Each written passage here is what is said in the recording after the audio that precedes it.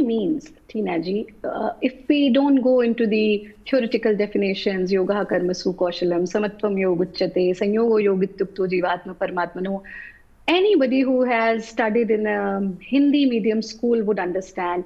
In an English medium school mark sheet, at the end, it is written total.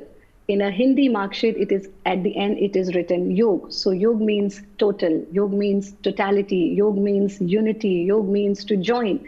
And it does not only mean joining your personal soul to the universal, it also simply means we are made out of these five elements. And we have to live in synchronization with the five elements, with the Mother Nature.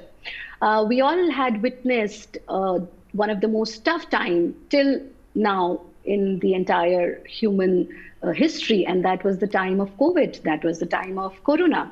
And during that time, even those who did not, before that, who didn't much care about Mother Nature have understood the importance of right breathing, importance of greenery, importance of nature. And Mokshayatan Yoga Sansthan came up as the first yoga institute to do the entire research, and we came out with yoga protocol for the COVID management and prevention.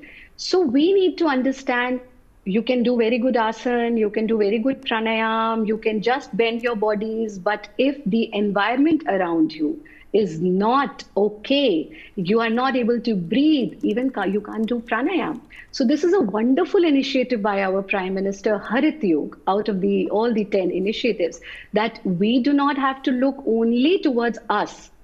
We have to have the vision of Sarve Bhavantu Sukhinah.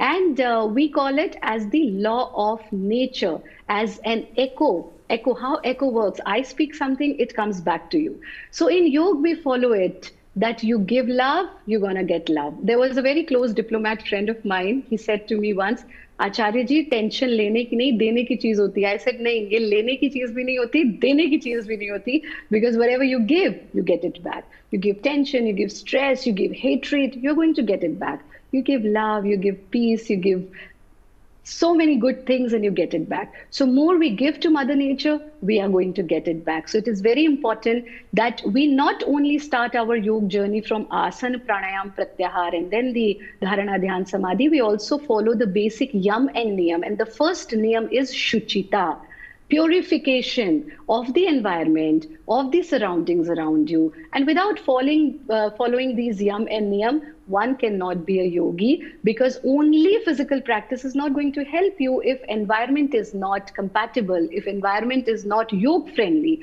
So we have to live in sync with these five